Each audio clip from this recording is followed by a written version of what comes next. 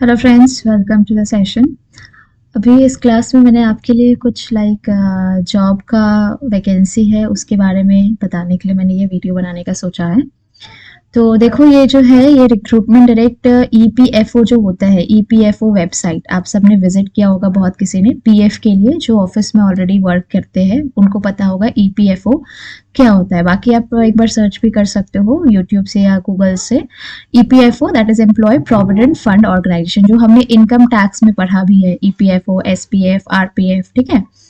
तो ये ministry of labour employment, government of India, head office से आई है, जो कि आपका यंग प्रोफेशनल्स के लिए ये जॉब है, ठीक है। यंग प्रोफेशनल्स के लिए ये कब आया है? 29 अक्टूबर 2024 को ही आ गया है, और इसका end date I think so 30 नवंबर ही है, ठीक है। तो अभी टाइम है। तो इसमें बेसिकली आपको ईपीएफओ की तरफ से एप्लीकेशन रिलीज किया गया है यंग जनरेशन के लिए। एलिजिबल कैंडिडेट्स जो है इसमें अप्लाई कर सकते हैं। ये वाला जो आप देख रहे हो ना, ईमेल आईडी, इस पर आपको ये भेजना है अपना एप्लीकेशन, ठीक है। वो एप्लीकेशन क्या भेजना है मैं बता दूंगी, बट ये वाला ही ईमेल आईडी पर आपको शेयर करना है। इसके हेल्प से आप अप्लाई कर सकते हो। इस पर आपको सबमिट करना है एप्लीकेशन, इस वाला पे, ठीक है। कैंडिडेट को प्रॉपर ओरिजिनल डॉक्यूमेंट देना होगा वेरिफिकेशन के लिए बिफोर सिलेक्शन प्रोसेस, एंड सिर्फ इंटरव्यू होगा। एक बात याद रखना, इसमें कोई एग्जाम नहीं होगा, ओनली इंटरव्यू होगा। क्या होगा? सिर्फ और सिर्फ इंटरव्यू होगा। आपको ओरिजिनल डॉक्यूमेंट देना है, और in absence of original document, अगर ओरिजिनल डॉक्यूमेंट नहीं है और अगर आपका कोई भी इंफॉर्मेशन पाया गया कि फॉल्स था, तो आपको आपका जो है एप्लीकेशन कैंसिल किया जाएगा, ठीक है।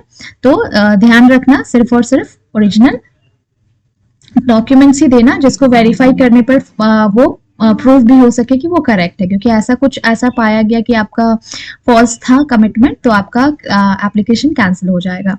ईपीएफओ आपका रिजेक्ट कर सकता है कोई भी एप्लीकेशन, कोई भी रीजन बताए बिना भी, क्योंकि इसमें कुछ टर्म्स एंड कंडीशंस है, एज पर द रिक्वायरमेंट ही लिया जाएगा। ये आपका रीजनल पीएफ कमिश्नर का सिग्नेचर है, दीपक आर्यन का, जो रिक्रूटमेंट डिवीजन से है। तो इसमें आपको कॉपी फॉर इंफॉर्मेशन, ठीक है, ये सब हमें रिक्वायर्ड नहीं है। अभी हम लोग आ जाते हैं यहाँ पे। ईपीएफओ को बेसिकली एक यंग टैलेंटेड प्रोफेशनल की रिक्वायरमेंट है, जो कि डेटा एनालिटिक्स, स्टैटिस्टिकल साइंस और ऐसा कुछ एक्सपीरियंस है तो अच्छा है। अदरवाइज अगर हम लोग देखें तो इसमें कोई भी ग्रेजुएट अप्लाई कर सकते हैं। अगर आपका ग्रेजुएशन हो चुका है तो आप इसमें आराम से अप्लाई कर सकते हो।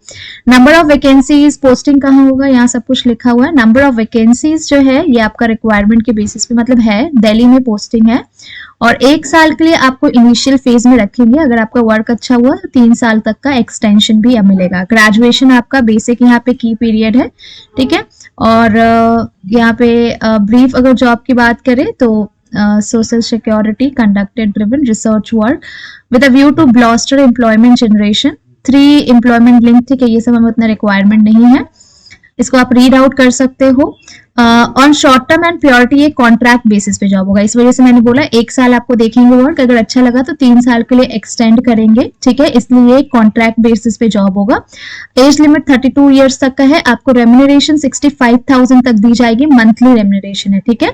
और एनुअल इंक्रीज भी होगा। रूटीन बेसिस असाइंड वर्क आपको दिया जाएगा, वो आपको करना होगा। अप टू 5% रेम्यूनरेशन दी जाएगी, ठीक है। ये सब आप पढ़ सकते हो। एंटाइटलमेंट अलाउंस, आपको क्या क्या अलाउंस दिया जाएगा।